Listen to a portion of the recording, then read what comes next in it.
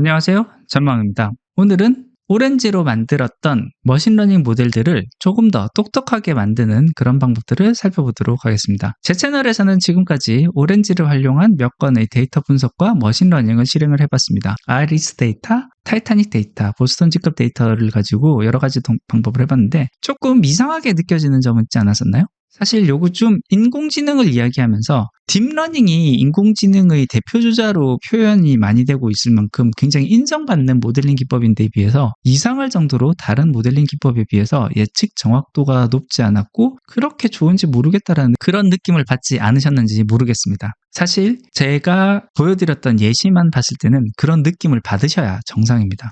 실제 제가 처음 오렌지를 소개했었을 때 보여드렸던 아이리스 데이터의 경우에도 컴퓨전 매트릭스를 보면은 뉴럴 네트워크는 지금 2개의 오답을 냈고 그런 것에 비해서 오히려 로지스틱 레그레이션은 하나의 오답만 내는, 그리고 랜덤 포레스트도 하나의 오답만 내는 굉장히 좋은 성능을 보였다라는 것을 볼 수가 있었는데요. 그래도 이렇게 스코어를 한번 이렇게 매겨본다면 물론 굉장히 낮은 점수는 아닙니다만 다른 모델링 기법들에 비해서 그렇게 뛰어나지는 않다라는 것을 보실 수가 있습니다.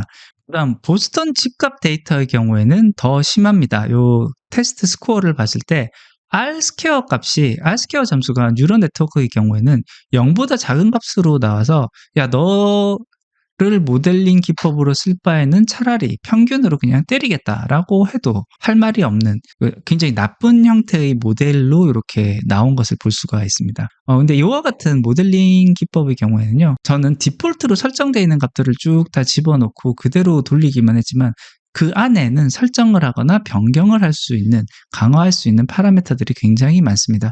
특히 뉴럴 네트워크 같은 경우는 가장 대표적으로 변경을 할 수 있는 것 중에 하나가 히든 레이어, 그러니까 안에 숨어있는 은닉층이라고 얘기를 하는데, 이 뉴럴 네트워크라는 것 자체가 결국 우리 사람의 뇌가 생각하는 방법과 비슷하게 생각을 해서 여러 개의 연결층을 통해서 학습을 하는 기법인데, 이 연결층이 깊어지면 깊어질수록 계산량이 많아지는 반면 정확도는 높아집니다. 그래서 이 히든 레이어를 100개가 아니라 1000개로 한번 10배 정도 늘려보도록 하겠습니다. 늘리면 여기 다시 계산하는 시간을 가지고 이 계산한 결과를 가지고 테스트를 다시 진행을 하게 되는데요. 이 테스트 결과를 보시면요, 값이 갑자기 확 좋아진 것을 보실 수가 있습니다. 물론 아직 이 그레디언트 부스팅만큼 많이 올라가지는 못했지만 이전에 보셨던 0보다 작은 값을 가져서 이 모델은 도저히 쓸 수 없는 값이야 라고 했던 거에 비해서는 굉장히 장족의 발전을 하는 그런 모습을 보이는 것을 볼 수가 있습니다. 이와 같은 변수들은요, 이 뉴럴 네트워크뿐만 아니라 그 외의 여러 가지 다른 기법들에게 있어서도 여러 가지 변수에서 각각의 기법들이 가지고 있는 계산식에 따른 특징을 보강을 함에 따라서 굉장히 다른 성능을 낼 수가 있습니다. 그래서 이런 부분들을 하나하나 학습을 하고 하나하나 더 하는 것이 어떻게 보면 데이터 사이언티스트들이 진짜 해야 되는 중요한 일이라고 보시면 좋을 것 같습니다. 그리고 사실은 요게 다가 아니에요. 그거 말고도 또 하나의 기법이 있는데, 그 기법은 이 모델 중에 보시면은 이 스태킹이라는 녀석이 있습니다. 이 스태킹이라는 녀석은요, 난 모르겠고 여러 가지 모델에 있는 성능들을 다 한번 합쳐볼래, 이런 식으로 할 수가 있습니다. 그래서 만약에 이런 식으로 학습된 모델들을 하나하나 다 모으면요, 이 친구들의 완전한 장점만 모으는 케이스가 무조건 나오거나 하지는 않겠지만요, 요거에 대해서 어떤 기법들을 합쳐서 보다 나은 어떤 기법을 찾을 수 있지 않을까라는 방법의 문제 해결 방법을 취하는 것이 이와 같은 스태킹을 통해서 할 수 있는 방법도 있다라는 거, 이렇게 알아주면 좋겠어요. 그래서 스태킹을 하고 요 스태킹한 것을 요 테스트 앤 스코어로 넣으면 이제 계산을 하는데, 보통 이 스태킹을 할 경우에는요, 여기 만들었던 이 모델링을 가지고 와서 자기가 스스로 다시 좀 스태킹을 하는 과정을 취해야 되기 때문에 꽤 많은 계산을 취하고 리소스를 차지하게 됩니다. 요거 다 돌고 나면 이렇게 테스트로 다시 연결을 하면 요 스태킹에 대한 것까지 계산을 해서 스코어를 매기는 작업을 진행을 하게 됩니다. 이 또한 굉장히 시간 오래 걸린 작업인데요. 이렇게 해서 한번 결과를 나중에 보도록 할게요. 네. 결과가 산출된 것 같고요. 이 결과가 산출됐을 때 더블 클릭해서 보면은 이제 스태킹해서 이 값을 가지고 온 것을 볼 수 있습니다. 근데 스태킹을 한다고 해서 무조건 성능이 다 좋아지지는 않습니다. 가끔 굉장히 잘 추정된 모델링 기법보다는 좀 낮은 성능을 내는 경우도 있고요. 그래도 요런 식으로의 접근 방법도 있다라는 거 요렇게 알아주시면 좋을 것 같습니다.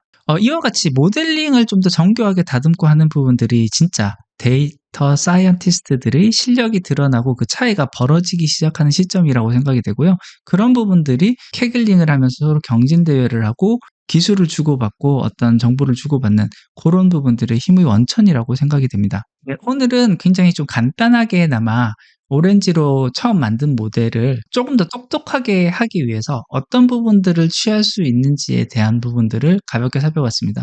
제가 아직 이 부분에 대해서 지식이 그렇게 많지는 않기 때문에 굉장히 대표적인 몇 가지만 좀 건드려 봤는데요. 사실 이 외에도 데이터를 처음 받았을 때 그 데이터에 대한 전처리를 한다거나 아니면 그 데이터들을 어떤 식으로 조합을 해서 또 다른 의미 있는 데이터를 하나를 더 조합된 값으로 만든다거나 하는 등의 조치를 통해서도 굉장히 많은 모델링 기법이 개선이 이루어질 수도 있기 때문에요. 그런 부분들이 실제 데이터 사이언티스트로 공부를 하고자 하시는 분들이 학습하고 연습하게 되는 영역일 거라고 생각이 듭니다. 제가 보여드렸던 이 오렌지 툴을 그냥 활용하는 것만으로 데이터 분석이 전부다라고 오해하는 일은 없었으면 좋겠고요.